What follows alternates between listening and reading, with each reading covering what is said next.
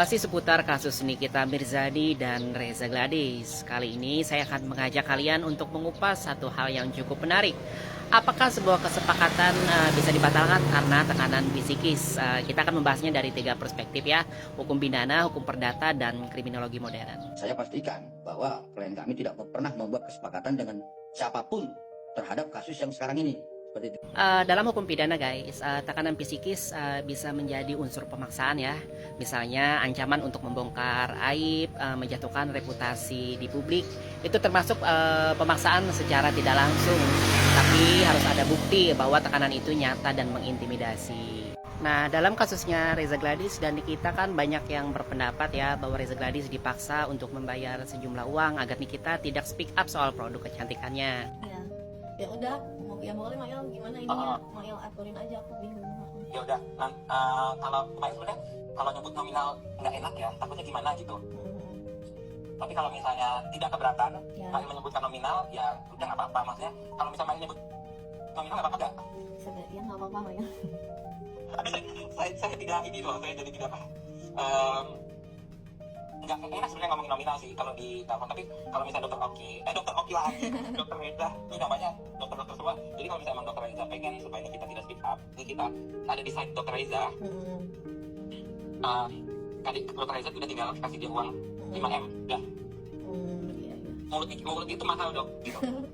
Tapi kan Diki bisa maksudnya aku pengen baikan, kan aku udah dulu nggak pernah berantem sama yang sumpah, aku sama siapa nggak pernah berantem, nggak pernah ribut, tapi Iya, aku kaget kenapa kayak gitu, aku malah nggak tahu belum apa-apa gitu Mail. Jadi Iya santai.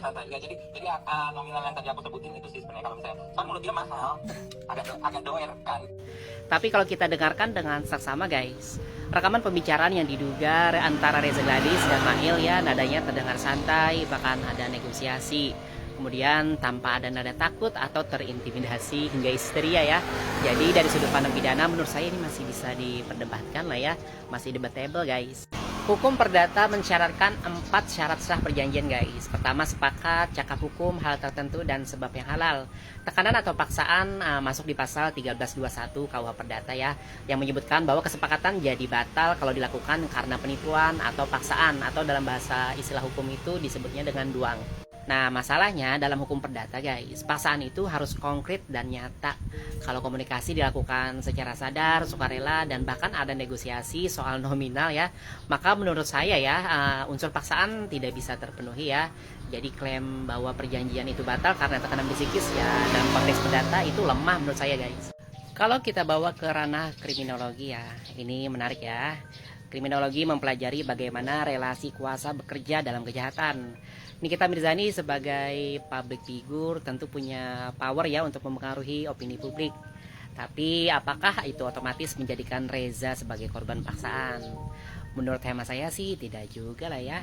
Karena Reza sendiri yang berinisiatif menghubungi Nikita. Bahkan sebelumnya sudah tahu dari pihak ketiga yaitu Dr. Oki bahwa akan ada negosiasi uang.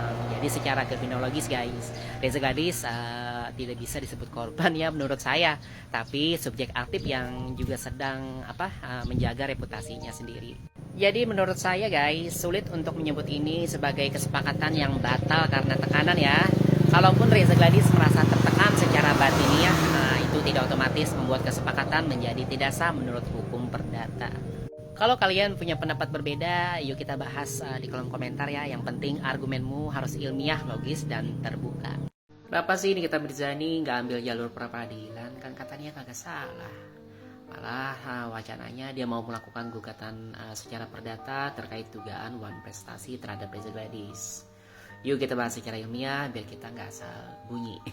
Nah, pertama kita harus pahami dulu ya bahwa pra-peradilan itu bukan untuk menentukan bersalah atau tidaknya seseorang, tapi lebih ke soal sah enggaknya penangkapan dan penahanan. Kemudian sah tidaknya penghentian penyidikan atau penuntutan, atau sah tidaknya penyitaan dan penggeledahan. Jadi ya kalau tujuan utamanya nih kita adalah untuk membuktikan dirinya tidak bersalah, maka pra-peradilan bukanlah jalur yang tepat. Justru yang paling menarik, gugatan wan prestasi yang akan Nikita Mirzani ajukan bisa membuka perspektif baru. Kenapa? Ya karena dalam hukum perdata guys, kita bicara soal kesepakatan para pihak.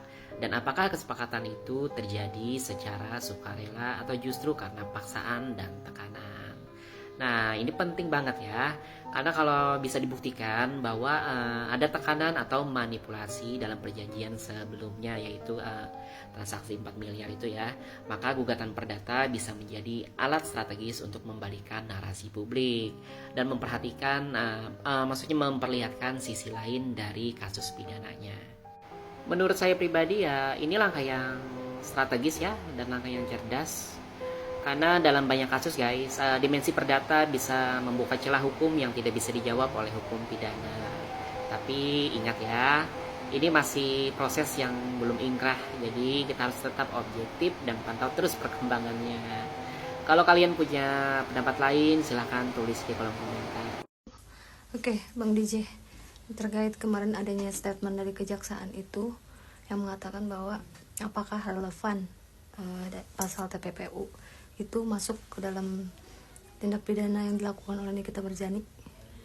Oke, gini, menindaklanjuti statement Kejaksaan Tinggi Pak DKI bahwa dia juga mengatakan berkas yang diajukan oleh kepolisian itu masih tetap ditolak ya. Artinya masih P18, P19, belum P21. Artinya berkas ini masih belum layak untuk dilimpahkan atau dinaikkan pada tahap 2. Karena kalau udah tahap 2 itu kan artinya dilimpahkan ke pengadilan untuk dipersidangkan. Nah, di sini kita bisa melihat artinya pihak kejaksaan dalam konteks ini dia masih bekerja secara objektif ya. Jadi dia tidak diintervensi oleh pihak kepolisian. Buktinya apa? Buktinya berkas-berkas dari kepolisian selalu ditolak. Kalau ditolak artinya ada nota catatan ya yang harus dilengkapi oleh pihak kepolisian yang berkaitan dengan bagaimana pembuktian ya, pembuktian terhadap perbuatan yang dilakukan oleh Nikita Mirzani. Jadi ada kemungkinan menurut saya sampai sejauh ini unsur tindak pidana pemerasan yang dilakukan oleh Nikita Mirzani itu masih juga tidak memenuhi unsurnya gitu loh. Apalagi berkaitan dengan pasal TPPU.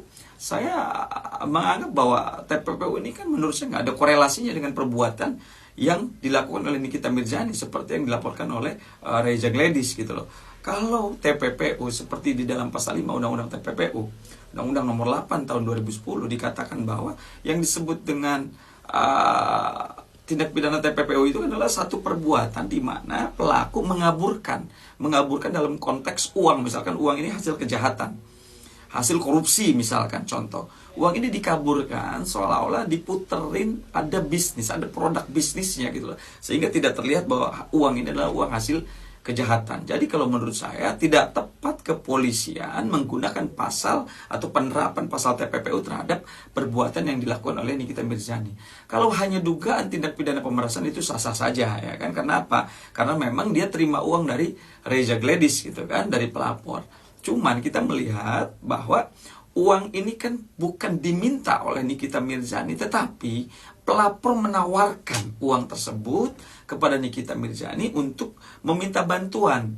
Meminta bantuan dalam konteks ini adalah ada indikasi bahwa pelapor pun ada melakukan perbuatan pidana. Contoh dia ada ibaratnya kayak bisnis skincare yang overclaim. Atau di sini kalau kita katakan bahwa pelapor masuk ke dalam bagian adalah mafia-mafia skincare. Nah, kenapa saya katakan dia mafia skincare? Karena memang bisnisnya dia adalah skincare gitu loh. Dan di sini dia seperti ketakutan ketika Nikita Mirzani memblow up pelaku-pelaku mafia skincare ini dengan gaya-gayanya Nikita Mirzani sebagai seorang public figure, jadi ketakutan sehingga pelapor mencoba menghubungi Nikita Mirzani untuk ya meminta bantuan gitu lah. Artinya kalau kita lihat bahwa di sini adalah tidak ada mens rea atau niat dari Nikita Mirzani memang untuk meminta atau memeras uang seperti apa yang dijelaskan di dalam pasal 368 KUHP yang berkaitan dengan pemerasan gitu loh.